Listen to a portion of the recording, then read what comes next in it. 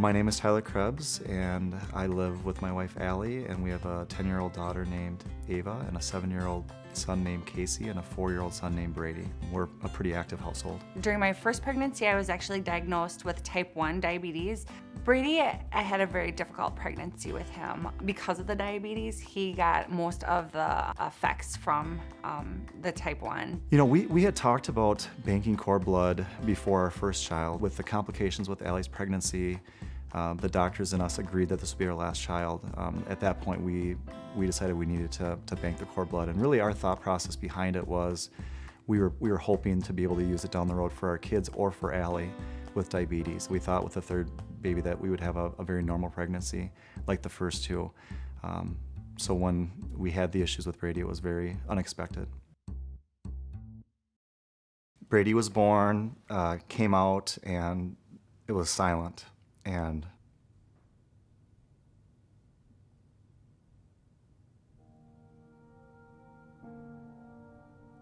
they immediately said cold blue, and there was 20 nurses that came in the room, and they put an oxygen mask on him, and then he went right to a table and they started doing chest compressions.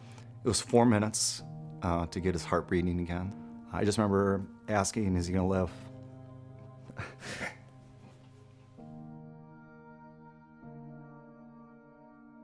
The big concern, after we knew he was going to live is, what's his brain going to look like? Brady was officially diagnosed with cerebral palsy. They had told us originally was that he may or may not walk.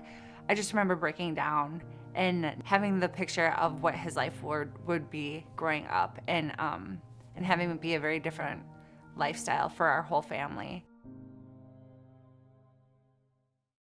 At about 6 months old, we got a letter from Viacord saying that there was going to be a study at Duke University using a patient's stem cells to see if that would help with the cerebral palsy. When we received the letter, we said, wow, this is exactly what we want. Let's do something with him now, and try to help him as much as we can to have a normal life. We noticed every time that he had the infusion that, he made big strides. We just noticed, huge amounts of energy and movement. When he was 1 and 1.5, after that he started walking on his own, and the ones when he was, around 2, we really saw big jumps in verbalizations.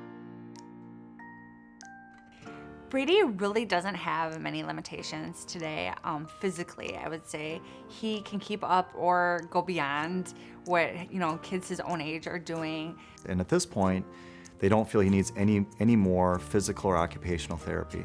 It's a miracle, and it's so much fun to see. We tell everyone that we talk to, it's definitely something you should look into. And again, we weren't expecting the brain injuries. No one does. But to me, it's a very minor investment for the possibility of something bad happening. You never know what's going to happen. I think that, again, it just changed our lives. For all your kids, you just want them to live a long, happy, normal life. Right now, we feel like he's a very normal, active, happy 4-year-old, and we're just very blessed.